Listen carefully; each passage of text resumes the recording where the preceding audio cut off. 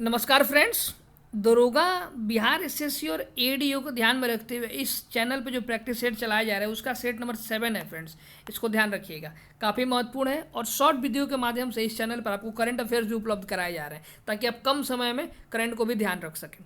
चलिए फ्रेंड्स, हम लोग बढ़ते हैं आज के पहले क्वेश्चन की तरफ। पहला क्वेश्चन आपसे पूछ रहा है फ्रेंड्स कि भारतीय संविधान का कौन सा अनुच्छेद जो स्टेट गवर्नमेंट होती है उनको पंचायतों के गठन से संबंधित प्रोविजन की बात करता है। ये ऑप्शन है फ्रेंड्स। तो इसका right answer friend option number B, अनुच्छेद 40 के तहत ग्राम पंचायतों के गठन का प्रोविजन है। याद रखिएगा। देखिए, अनुच्छेद 29 राज्य को कुछ ऐसे अधिकार देता है कि राज्य ऐसे प्रोविजंस करेंगे जिसके कारण धन का जो संकेंद्रण हुए ना हो। इससे article 38B and 38C deal करता है। याद रखिए, काफ़ी महत्वपूर्ण है। आर्टिकल जो 44 या समान नागरिक संहिता के बारे में डील करता है फ्रेंड्स, और आर्टिकल जो 46 है ये कुछ विशेष उपबंध की बात करता है। SC/ST कम्युनिटी के लिए जो सरकार है यह विशेष प्रोविजन कर सकती हैं। याद रखिए, काफ़ी महत्वपूर्ण है। तो ये चारों आर्टिकल जो एक्स्ट्रा इन्फॉर्मेशन है इसको भी आप ध्यान रखिए फ्रेंड्स। हम लोग बढ़ेंगे अगले सवाल की तरफ। यहाँ इस पे एक और बात जान लीजिए फ्रेंड्स। भारत में पहला पंचायत का गठन 2 अक्टूबर 1959 को, याद रखिएगा, राजस्थान के नागौर में हुआ था फ्रेंड्स। अगर ऐसा कभी सवाल पूछ लिया जाएगा तो याद रखिएगा। और वहाँ पे पंडित जवाहरलाल नेहरू उपस्थित थे। याद रखना है कि 2 अक्टूबर 1959 को पहली बार राजस्थान के नागौर में, याद रखिएगा, एक जगह था नागौर राजस्थान में, वहाँ पहली बार पंचायतों का गठन किया गया था। अगले सवाल की तरफ बढ़ेंगे फ्रेंड्स। अगला सवाल आपसे पूछ रहा है कि भारत में राष्ट्रीय आय के आकलन। देखिए फ्रेंड्स, ये जो क्वेश्चन के रेशियो हैं, जिस प्रकार के जीएस पूछे जाते हैं उसी रेशियो में इसको तैयार किया गया है। तो कह रहा है कि भारत में राष्ट्रीय आय का आकलन किसके द्वारा तैयार किया जाता है। ये ऑप्शन है फ्रेंड्स। तो इसका right answer option number C, केंद्रीय सांख्यिकी संगठन, आपको याद रखना। और यह जो है सांख्यिकी मंत्रालय के तहत जो मोस्पी मिनिस्ट्री है, ministry of statistics and programme implementation, उसके तहत यह काम करता है। आप इतना याद रखिए कि मोस्पी के तहत यह काम करता है और CSO का यह काम है फ्रेंड्स। याद रखना है, काफ़ी महत्वपूर्ण हो जाएगा। हम लोग बढ़ते हैं अब अगले सवाल की तरफ फ्रेंड्स। अगला सवाल आपसे पूछ रहा है फ्रेंड्स कि हड़प्पा सभ्यता का कौन सा जो स्थल है 3 भागों में बटा हुआ था। ये ऑप्शन है फ्रेंड्स। काफ़ी महत्वपूर्ण सवाल है। ये जो सवाल है फ्रेंड्स डिफरेंट रूप में UPSC के प्री 2023 में भी यह सवाल रिपीट हो चुका है। इसको ध्यान रखिएगा। ये सवाल कह रहा है कि कौन सा शहर जो 3 भागों में बढ़, क्योंकि आपको पता है कि हड़प्पा में जो ऐसे सामान्यतः विशेषता यही थी कि पश्चिम वाले जो क्षेत्र हुआ करते थे यह दुर्ग वाले हुआ करते थे, और जो पूरब का क्षेत्र था बिना दुर्ग का हुआ करता था। लेकिन धौलावीर एक ऐसा शहर था फ्रेंड्स कि यह 3 भाग में बटा था, पूर्वी, फिर मध्य, और फिर आप पश्चिमी, मध्य और पूर्वी भाग में। याद रखिए, काफ़ी महत्वपूर्ण हो जाएगा। और धौलावीरा जो है फ्रेंड्स अपना जो जल परिवहन प्रणाली है, स्वच्छ जल परिवहन प्रणाली, इसके कारण चर्चा में रहा। और यह यूनेस्को का वर्ल्ड हेरिटेज साइट भी है भारत से, आपको ध्यान रखना है, काफ़ी महत्वपूर्ण हो जाएगा फ्रेंड्स। ये जो देखिए लोथल एक प्रकार का बंदरगाह था फ्रेंड्स, और यह गुजरात में है। कालीबंगा, जिसकी मतलब होता है काली चूड़ियाँ, जो राजस्थान में है। मोहनजोदड़ो पाकिस्तान में पड़ता है फ्रेंड्स। हड़प्पा सभ्यता की खोज 1921 में दयाराम साहनी जी के द्वारा किया गया था। याद रखिएगा। और 1922 ईस्वी में मोहनजोदड़ो का खोज जो है राखल दास बनर्जी किए थे। इसको ध्यान रखिएगा, काफ़ी महत्वपूर्ण हो जाएगा। अब हम लोग अगले सवाल की तरफ बढ़ेंगे फ्रेंड्स। अगला सवाल आपसे पूछ रहा है कि किस अधिनियम के द्वारा बंगाल के गवर्नर जनरल को भारत का गवर्नर जनरल बना दिया गया था। ये ऑप्शन है फ्रेंड्स। तो इसका राइट आंसर है option number D, charter act 1833 के द्वारा जो भारत का बंगाल का गवर्नर था लॉर्ड विलियम बेंटिक, उसे भारत का गवर्नर जनरल बना दिया गया। तो याद रखिएगा, अगर पूछ ले कि बंगाल का अंतिम गवर्नर जनरल कौन था तो लॉर्ड विलियम बेंटिक हो जाएगा। याद रखिएगा। अगर पूछ ले कि भारत का प्रथम गवर्नर जनरल कौन होगा तो यह भी लॉर्ड विलियम बेंटिक होगा फ्रेंड्स। इसको आपको याद रखना है, काफ़ी महत्वपूर्ण हो जाएगा। और देखिए, जो 1813 का चार्टर एक्ट है, इसके द्वारा भारत में ईसाई मिशनरियों को प्रवेश करने की अनुमति दे दी गई थी। याद रखिएगा। और 1813 के चार्टर एक्ट के द्वारा ही भारत में फ्रेंड्स, याद रखना आपको, शिक्षा पर खर्चा करने के लिए 1 लाख रुपया का प्रोविजन किया गया। तो ये कुछ भी स्पेशल प्रोविजन है, इसको याद रखिएगा। एक और प्रोविजन याद रखिए, 1813 के चार्टर एक्ट के द्वारा ही कंपनी का जो विशेषा व्यापार अधिकार था, एकाधिकार, उसको समाप्त कर दिया गया था। ट्रेड मोनोपोली को 1813 के एक्ट के द्वारा समाप्त किया गया। लेकिन चाय, जो टी था और चाइना के साथ जो व्यापार था, इसका छूट था कंपनी को। लेकिन 1833 के एक्ट के द्वारा अगर सवाल पूछता है कि पूर्णतः जो ट्रेड मोनोपोली था कब समाप्त किया गया, तो 1833 के एक्ट के द्वारा। याद रखिएगा, जो चीन और चाय का व्यापार का छूट था उसको भी समाप्त कर दिया गया। तो आप क्वेश्चन ध्यान से पढ़िएगा। अगर सवाल आपसे यह पूछ रहा है कि किस चार्टर एक्ट के द्वारा कंपनी के व्यापारिक अधिकार समाप्त कर दिया गया था, तो उसका आंसर होगा ऑप्शन नंबर सी, 1813 का चार्टर एक्ट। लेकिन अगर ये पूछता है कि पूर्णतः कब समाप्त करेंगे, तो 1833 के चार्टर एक्ट के द्वारा। इसको याद रखिए। अब हम लोग बढ़ेंगे अगले सवाल की तरफ फ्रेंड्स। अगला सवाल आपसे पूछ रहा है कि सत्य शोधक समाज की स्थापना किन्होंने किया था। ये ऑप्शन है फ्रेंड्स, ये ऑप्शन है। तो इसका राइट आंसर होगा friend option number B, Jyotiba Phule ने किया था। यह संस्था जो है 1873 में बम्बई महाराष्ट्र में किया गया था, याद रखिएगा। और जो ज्योतिबा भाई फूले की वाइफ थी सावित्रीबाई फूले, उन्हें भारत का प्रथम महिला शिक्षिका भी माना जाता है। तो पूछ ले कि भारत की प्रथम महिला शिक्षिका कौन थी, तो ज्योतिबा बाई फूले की जो पत्नी थी, धर्मपत्नी सावित्रीबाई फूले जी, वो थी, याद रखना है, काफ़ी महत्वपूर्ण है। ये जो रामकृष्ण परमहंस जी है, यह विवेकानंद जी के गुरु थे, और इन्हीं के सम्मान में 1897 में विवेकानंद जी ने परमहंस का स्थापना किया था, याद रखिए। कृष्ण जो परमहंस स्थापना था उसका। और दयानंद सरस्वती जी 1875 में फ्रेंड्स, आपको पता है कि 1875 में किसकी स्थापना करेंगे दयानंद सरस्वती जी, तो आर्य समाज की स्थापना करेंगे फ्रेंड्स, याद रखिएगा। यह स्थापना तो करेंगे मुंबई में, लेकिन बहुत जल्द अपना हेडक्वार्टर लेके चले गए थे लाहौर में, इसको याद रखिएगा। और ये जो राजा राम मोहन राय जी, आपको पता है कि 1828 में ब्रह्म समाज की स्थापना करेंगे, और 1815 में आत्मीय सभा की स्थापना किए थे। अगले सवाल की तरफ हम लोग बढ़ रहे हैं फ्रेंड्स। अगला सवाल आपसे पूछ रहा है फ्रेंड्स कि सूर्य और पृथ्वी के बीच की जो औसत दूरी होती है, what is the called the average distance between earth and sun, वो क्या कहलाता है। ये ऑप्शन है फ्रेंड्स। तो उसका राइट आंसर होगा, उसको हम लोग खगोलीय इकाई एस्ट्रोनॉमिकल यूनिट कहते हैं फ्रेंड्स, याद रखिएगा। अगर आपसे पूछ लिया जाए कि एक एस्ट्रोनॉमिकल यूनिट कितना होता है फ्रेंड्स, तो यह लगभग 150 मिलियन किलोमीटर होता है, याद रखिएगा। 150 मिलियन किलोमीटर होता है, जिसे हम लोग लगभग 15 करोड़ किलोमीटर भी कह सकते हैं फ्रेंड्स, याद रखिएगा। ये जो एवरेज दूरी है यही कहलाती है, याद रखना है। और देखिए जो पेरीहेलियन और अपहेलियन के कंसेप्ट है, आप मुझे बताएंगे, मैं आपको ऑप्शन दे रहा हूँ कि 3 जनवरी और 4 जुलाई, इसमें कौन सा डेट उपसौर का है और कौन सा डेट अपसौर का, आप बताइएगा कमेंट सेक्शन में। प्रकाश वर्ष क्या होता है फ्रेंड्स, कि प्रकाश के द्वारा, ये देखिए प्रकाश वर्ष याद रखिएगा, लाइट का मात्रक नहीं है, यह दूरी का मात्रक है। दूरी का सबसे बड़ा मात्रक में से एक माना जाता है। प्रकाश के द्वारा एक वर्ष में जो दूरी तय की जाती है उसे प्रकाश वर्ष कहा जाता है, इसको याद रखिएगा, काफ़ी महत्वपूर्ण है। अब हम लोग अगले सवाल की तरफ मूव करेंगे फ्रेंड्स। अगला सवाल आपसे पूछ रहा है कि कौन सी जो नदी है, ऑप्शन ए जो लिखा हुआ है, कि इनमें से कौन सी नदी भ्रंश घाटी से होकर, भ्रंश घाटी का मतलब यह होता है फ्रेंड्स कि दो पर्वतों के जो भ्रंश बनते हैं उनके खिसकने से वहाँ से जो नदी प्रभावित होती है उसे भ्रंश घाटी कहा जाता है, याद रखिएगा। ये ऑप्शन दिया हो, तो इस ऑप्शन के अकॉर्डिंग फ्रेंड्स राइट आंसर हमारा ऑप्शन नंबर सी, नर्मदा हो जाएगा, याद रखिएगा। देखिए भारत की और भी नदी जैसे दामोदर नदी है, तापी नदी है, ये सब जो है भ्रंश घाटी से प्रभावित होती है, याद, क्योंकि ऑप्शन में केवल नर्मदा है तो हम लोग नर्मदा को टिक कर देंगे, याद रखिए, काफ़ी महत्वपूर्ण है फ्रेंड्स। और नर्मदा जो प्रायद्वीपीय भारत की ऐसी नदी है जो बंगाल की खाड़ी में नहीं गिरती, कहाँ गिरती है, तो अरब सागर में फ्लो करती है, याद रखना है काफ़ी। तापी भी जो है अरब सागर में गिरती है, तो अरब सागर में भारत से गिरने वाली सबसे बड़ी नदियों में से नर्मदा सबसे बड़ी है, इसको याद रखिएगा फ्रेंड्स। अगले सरदार सरोवर बांध भी नर्मदा नदी में बनाया गया फ्रेंड्स, याद रखना है आपको। अगले सवाल की तरफ हम लोग बढ़ेंगे फ्रेंड्स। अगला सवाल आपसे पूछ रहा है कि यंत्र दिया हुआ है, इससे हम लोग क्या मेजर करते हैं, पायरोमीटर मापने के लिए किसका उपयोग किया जाता है मतलब सवाल ये कह रहा है कि पायरोमीटर से हम लोग क्या मापेंगे, ऑप्शन है फ्रेंड्स। तो इसका राइट आंसर है ऑप्शन नंबर सी, उच्च तापमान होता है, जैसे कि सूर्य के तापमान को मापना हो, चाहे कोई हाई मेल्टिंग बॉडी हो उसके तापमान को मापना होता है, तो उसे हम लोग पायरोमीटर यंत्र से मापते हैं, याद रखना है। जो वायुमंडलीय दाब है फ्रेंड, इससे बैरोमीटर से मापा जाता है। वायुमंडलीय दाब को हम लोग बैरोमीटर से मापते हैं, आप ध्यान रखिएगा। और जो आर्द्रता है फ्रेंड्स, आर्द्रता को हाइग्रोमीटर से मापा जाता है, हाइग्रो, याद रखिएगा, हाइग्रोमीटर से हम लोग मापते हैं फ्रेंड्स आर्द्रता को, ह्यूमिडिटी को। और वही अगर हाइड्रोमीटर हो जाए तो उससे हम लोग डेंसिटी को मापते हैं। इन दोनों में आप कंसेप्ट क्लियर रखिएगा फ्रेंड्स। देखिए अगर हाइग्रो है तब आर्द्रता, अगर हाइड्रो है तो डेंसिटी, इनमें डिफरेंस थोड़ा सा क्लियर करके याद रखिएगा फ्रेंड्स। अगले सवाल की तरफ हम लोग बढ़ेंगे फ्रेंड्स। अगला सवाल क्या रही है, इजी सवाल मैं कहूँगा फ्रेंड्स, और मैं अपने तरफ से कोशिश करता हूँ कि क्वेश्चन जो भी लाए जाएँ वो दोनों हो, कुछ इजी हो, कुछ कठिन हो, और कुछ जो ज़्यादा रिपीटेड होते हैं वो भी हो फ्रेंड्स।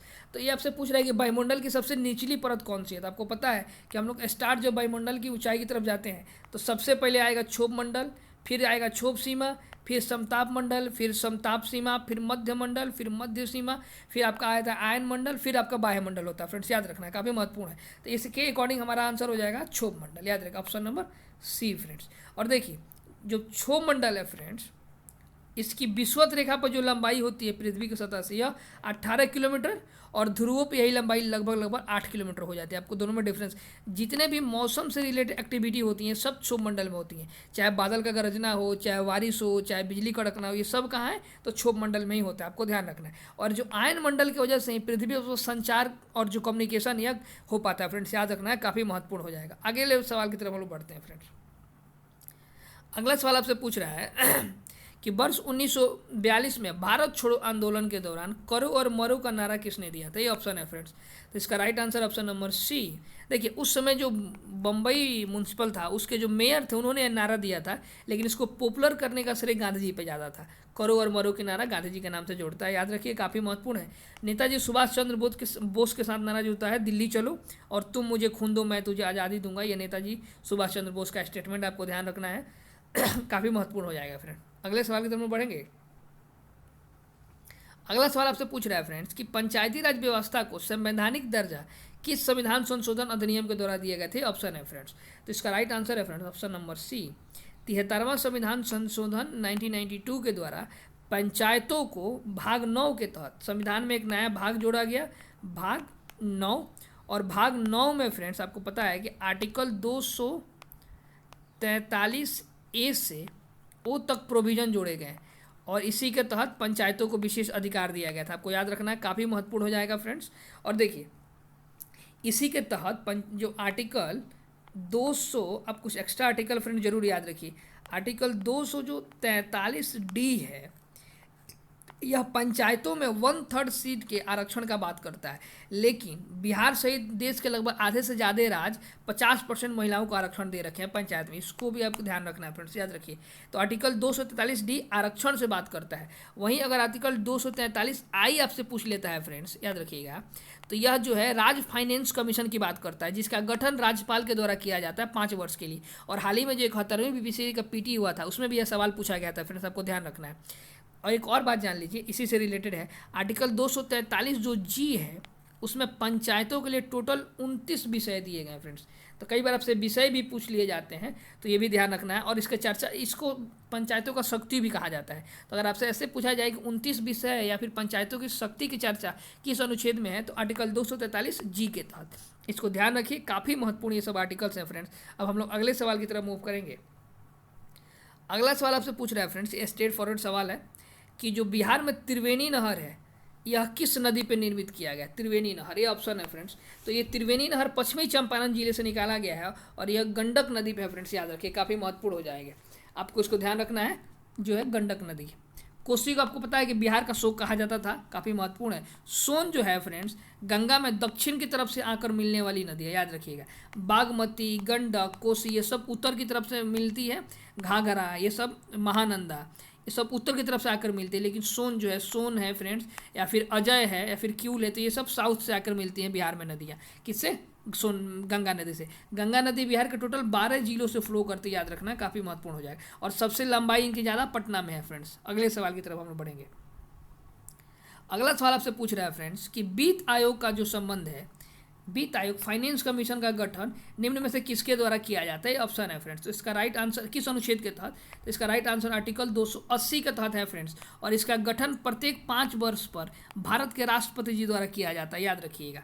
अभी जो किया गया है 16वें वित्त आयोग का गठन, उसके अध्यक्ष अरविंद पनगड़िया जी को बनाया गया है, याद रखिएगा। नाम पूछ लिया जाएगा कि 16वें फाइनेंस कमीशन के चेयरपर्सन कौन बनाए गए हैं, तो अरविंद पनगड़िया जी बनाए गए हैं, काफ़ी महत्वपूर्ण है, आपको याद रखना है फ्रेंड्स, अरविंद पनगड़िया जी। देखिए आर्टिकल 281 के तहत, आर्टिकल 281 के तहत वित्त आयोग अपना रिपोर्ट राष्ट्रपति जी को देता है। याद, एक और बात ध्यान रखना है कि वित्त आयोग जो भी सिफारिश करता है यह सरकार पे बाइंडिंग इन नेचर नहीं होता है, मतलब कि बाध्यकारी नहीं होता। सरकार चाहे तो इसके जो भी अनुशंसाएं होती है, रिकमेंडेशन, उसको मान भी सकती है और नहीं भी मानती है, लेकिन समानता ऐसा देखा जाता है कि वित्त आयोग के जो भी प्रोविजंस होते हैं उसको भारत सरकार मान लेती है।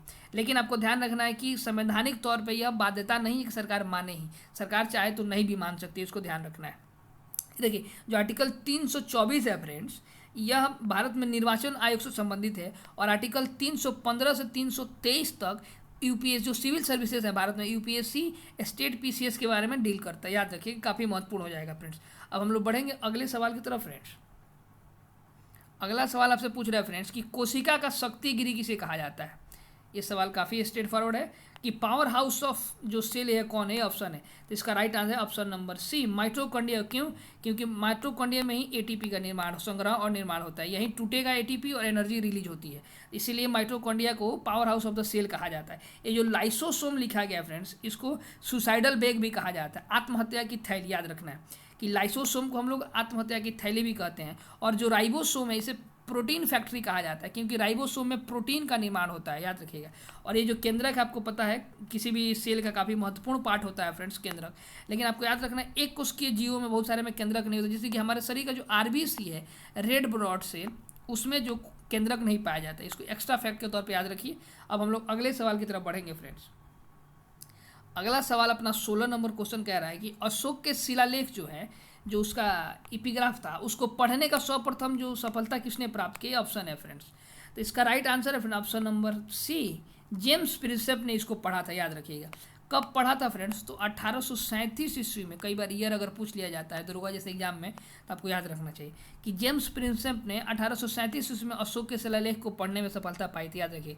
और अशोक के जो शिलालेख है मेनली फ्रेंड्स किस किस भाषा में थे, तो ब्राह्मी भाषा में भी लिखे जाते थे वो, अरमाइक में भी लिखे जाते हैं। याद रखना आपको, ब्राह्मी में थे, अरमाइक में भी थे। और एक आप मुझे कमेंट सेक्शन में बताइए किस भाषा में थे। मैं आपको दो बता दिया, ब्राह्मी और अरमाइक में भी पाए गए हैं, एक आप बताइए जिसमें पाए गए। याद रखिए काफ़ी महत्वपूर्ण हो जाएगा फ्रेंड्स। अब हम लोग बढ़ेंगे अगले सवाल की तरफ फ्रेंड्स। अगला सवाल आपसे पूछ रहा है फ्रेंड्स कि भारत में श्वेत क्रांति का जनक किन्हें कहा जाता है। श्वेत क्रांति आपको पता है कि भारत में मिल्क प्रोडक्शन से रिलेटेड है फ्रेंड्स, ए ऑप्शन है फ्रेंड्स। तो इसका right answer friend option number B, Verghese Kurien साहब को भारत में श्वेत क्रांति का जनक कहा जाता है। वहीं अगर भारत में हरित क्रांति का जनक पूछ लिया जाए आपसे, तो एम.एस. स्वामीनाथन जी को भारत में हरित क्रांति का जनक कहा जाता है। और पूरे विश्व में अमेरिकन साइंटिस्ट जो थे, नॉर्मन बोरलॉन्ग, उनको हरित क्रांति का जनक कहा जाता है। लेकिन भारत में हम लोग एम.एस. स्वामीनाथन जी को कहते हैं। और एम.एस. स्वामीनाथन जी की डेथ हो चुकी है, और हाल ही में वर्ष 2025 में उन्हें मरणोपरांत भारत रत्न से भी सम्मानित किया गया है। तो ये भी आप ध्यान रखिए, काफ़ी महत्वपूर्ण है। एच.जी. जो खुराना है, या प्रोटीन संश्लेषण से संबंधित वैज्ञानिक रहे हैं। और सेम पित्रोदा जो है, ये फ्रेंड्स कांग्रेस के एक बड़े दिग्गज लीडर है। याद रखिएगा, काफ़ी महत्वपूर्ण हो जाएगा। अगले सवाल की तरफ हम लोग बढ़ेंगे। अगला सवाल आपसे पूछ रहा है फ्रेंड्स कि विश्व का सबसे बड़ा नदी द्वीप माजुली किस राज्य में स्थित है फ्रेंड्स, ये सवाल है आपसे।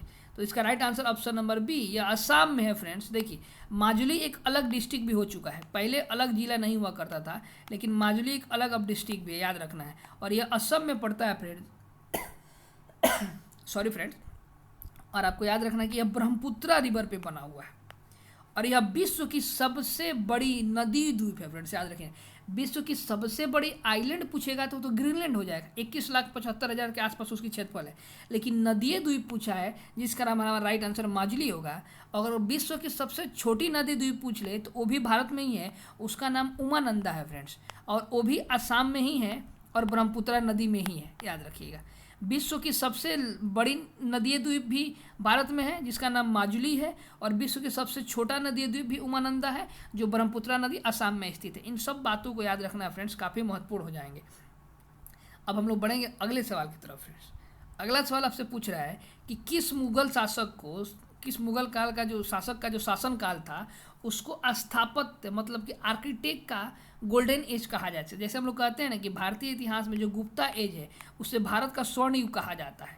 किस सेंस में, तो क्योंकि इस समय में जो है फ्रेंड्स साहित्य का काफ़ी विकास हुआ था, जिस कारण इसे गोल्डन एज कहा जाता है। उसी तरह सवाल ये पूछ रहा है कि आर्किटेक्चर में किस मुगल शासक के शासनकाल काफ़ी ऊंचाई को छुआ। तो इसका राइट आंसर शाहजहां होगा फ्रेंड्स। याद रखिए, काफ़ी महत्वपूर्ण हो जाएगा।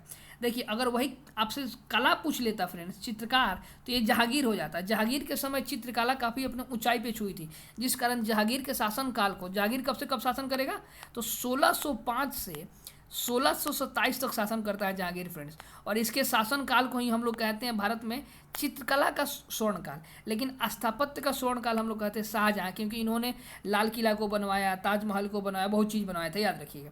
और शाहजहां शासन करेगा 1627-28 से 1658 तक फ्रेंड्स।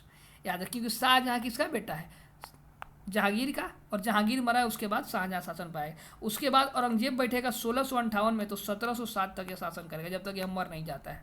याद रखिएगा। औरंगजेब औरंगाबाद में, महाराष्ट्र का औरंगाबाद में उसकी जो चांद बीबी थी वाइफ, उसके समाई जो मड़ी थी समाधि पे बनाया था एक ताजमहल टाइप का स्ट्रक्चर, जिसे ताजमहल का फूहड़ नकल भी या फिर द्वितीय ताजमहल भी उसको कहा जाता है। एक्स्ट्रा इन्फॉर्मेशन है, आप चाहे तो याद रख सकते हैं, काफ़ी महत्वपूर्ण हो जाएगा। अगला सवाल की तरफ हम लोग बढ़ेंगे फ्रेंड्स। अगला सवाल आपसे पूछ रहा है कि मानव शरीर में लाल रक्त कोशिकाओं जो रेड ब्लड सेल होती हैं उनका निर्माण कहाँ होता है, ये ऑप्शन है फ्रेंड्स। तो इसका राइट आंसर तो option number C bone marrow हो जाएगा फ्रेंड्स। अस्थि मज्जा में यह बनती है, याद रखिएगा। आरबीसी का जो उम्र है 120 दिन होता है फ्रेंड्स, आपको ध्यान रखना है। इनमें केंद्रक सेंटर नहीं पाया जाता है। यह शरीर में जो ऑक्सीजन है O2 के परिवहन का काम करती हैं। हेमोग्लोबिन के कारण इनका रंग रेड होता है, याद रखिएगा। और देखिए प्रेगनेंसी के दौरान लीवर में भी और कुछ प्लीहा में भी आरबीसी बनते हैं, याद रखिएगा। और जो स्प्लीन है प्लीहा, इसे आरबीसी का कब्रगाह कहा जाता है, क्योंकि सामान्य परिस्थिति में जो आरबीसी का डेथ होता है यह प्लीहा में ही होता है। ये जो अंगनाशय हैं फ्रेंड, ये हमारे मानव शरीर का सबसे बड़ी मिश्रित ग्रंथि है। सबसे बड़ी ग्रंथि यकृत, लेकिन सबसे बड़ी मिक्स ग्लैंड तो अंगनाशय, याद रखिएगा, काफ़ी महत्वपूर्ण है। और लीवर के बारे में आपको पता है, शरीर के एकमात्र ऐसा अंग है जो रीजनरेट हो सकता है। यह पित्त का निर्माण करता है, जो हमारे शरीर में अगर कभी विष जाता है तो उसको हरण करने का भी काम यकृत करता है, याद रखिए, काफ़ी महत्वपूर्ण ये सब बातें हैं फ्रेंड्स। अगले सवाल की तरफ हम लोग बढ़ेंगे। अगला सवाल आपसे पूछ रहा है फ्रेंड्स कि भारत की सबसे लंबी तटरेखा किस राज्य की, ऑप्शन है। राइट आंसर गुजरात टिक कीजिए, उसके बाद आंध्र प्रदेश सेकंड स्थान पे आता है फ्रेंड्स। अगले से भारत के टोटल 9 स्टेट जो हैं यह बाउंड्री शेयर करते हैं समुद्र के साथ, याद रखिएगा। गुजरात से शुरू करेंगे आप, फिर महाराष्ट्र में आएंगे, फिर गोवा, फिर कर्नाटका, फिर केरला, फिर इधर सब जाएंगे तमिलनाडु, फिर आंध्र प्रदेश, उड़ीसा और वेस्ट बंगाल, याद रखिए, काफ़ी महत्वपूर्ण है। अगले सवाल की तरफ बढ़ेंगे हम लोग।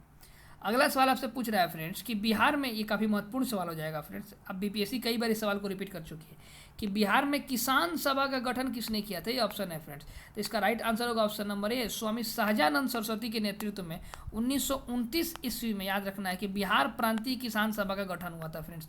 ये काफ़ी महत्वपूर्ण बात हो गया। और 1936 में जो अखिल भारतीय किसान सभा का लखनऊ में गठन होगा उसमें भी इनका काफ़ी महत्वपूर्ण योगदान रहेगा, आपको याद रखना है। श्री कृष्ण सिंह आपको पता है कि बिहार के पहले मुख्यमंत्री थे मोहम्मद यूनिस के बाद कांग्रेस की तरफ से। और हाल ही में जो 71वीं बीपीएससी का पीटी है उसमें पूछ लिया गया था कि 1939 के दौरान बिहार में के मुख्यमंत्री कौन थे, तो श्री कृष्ण सिंह ही थे, याद रखिएगा। जयप्रकाश नारायण आज़ाद दस्ता का डील किए थे और इन्हें लोक नायक उपनाम से भी जाना जाता है फ्रेंड्स, याद रखिएगा। अगले सवाल की तरफ हम लोग बढ़ेंगे फ्रेंड्स। अगला सवाल आपसे कह रहा है कि जब कोई वस्तु, इस सवाल को आप अच्छे से समझिएगा फ्रेंड्स, कि जब कोई वस्तु मुक्त रूप से गिरती है तो उसके कुल ऊर्जा में क्या परिवर्तन होता है। ऐसे समझिए, ये कोई वस्तु है फ्रेंड्स और ये मान लीजिए सरफेस है। जब ये यहाँ से फॉल करना शुरू करती है नीचे की तरफ, तो पूछ रहा है कि इसकी टोटल एनर्जी क्या होगी फ्रेंड्स, यही। तो इसका right answer option number C नियत होगा, स्थिर रहती है। ऐसा क्यों होता है फ्रेंड्स, समझिए। जब यह यहाँ पे स्थिर है फ्रेंड्स, रुकी हुई है मान लेते हैं, तो इसकी जो भी स्थिति ऊर्जा होगी mgh उसे हम लोग कहते हैं पोटेंशियल एनर्जी को। तो जैसे जैसे हाइट घटना शुरू होगा फ्रेंड्स, तो मास ये जो है घटेगा, तो इसकी क्या होगी, मात्रा क्या होगी, इसके जो mgh टोटल है उसमें कमी आना शुरू हो जाएगा। लेकिन आप पढ़ें कि टोटल एनर्जी तो कंजर्व होती है, तो जो आपका इसका काइनेटिक एनर्जी होगा फ्रेंड्स, जिसको हम लोग 1/2 हाफ mv² लिखते हैं, ये तो लगातार इंक्रीज करता है फ्रेंड्स। भी क्योंकि भी बढ़ रहा है, नीचे गिरना शुरू हुआ तो एनर्जी बढ़ेगा। तो टोटल एनर्जी जब आप निकालेंगे, पोटेंशियल एनर्जी प्लस जो काइनेटिक एनर्जी है, तो सेम होगा फ्रेंड्स। इसलिए कहा जाता है कि जब भी कोई वस्तु फ्री फॉल होती है तो उसकी टोटल एनर्जी कंजर्व होती है, याद रखिएगा, काफ़ी महत्वपूर्ण हो जाएगा ये बात। अगले सवाल की तरफ हम लोग बढ़ेंगे फ्रेंड्स। अगर इसमें आपको डाउट है तो आप कमेंट सेक्शन में बताइए, इस सवाल को स्पेशल एक वीडियो में बना के मैं डाल दूंगा फ्रेंड्स। अगले सवाल की तरफ हम लोग बढ़ेंगे फ्रेंड्स। बुद्ध चरित्र के लेखक कौन है, ये ऑप्शन है फ्रेंड्स, सिंपल सवाल है, काफ़ी महत्वपूर्ण, इसलिए मैंने यहाँ पे स्टार भी कर रखा है। इसके right answer option number A होगा, अश्वघोष है। और बुद्ध चरित्र को फ्रेंड्स बौद्ध धर्म का रामायण भी कहा जाता है, याद रखिए, काफ़ी महत्वपूर्ण है। कालिदास मालविका निगम, बहुत सारा किताब लिखी है कालिदास की, किताब मालविका निगम भी कालिदास की है, विक्रमोर्वशीय भी कालिदास की, याद रखिए, काफ़ी महत्वपूर्ण हो जाएगा फ्रेंड्स। आगे हम लोग बढ़ेंगे फ्रेंड्स।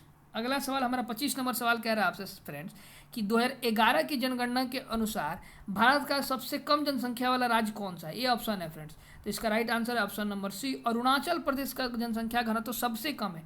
3 बात याद रखिए, सबसे कम जनसंख्या घनत्व तो अरुणाचल प्रदेश, कितना, तो 17। भारत का कितना है, तो 382।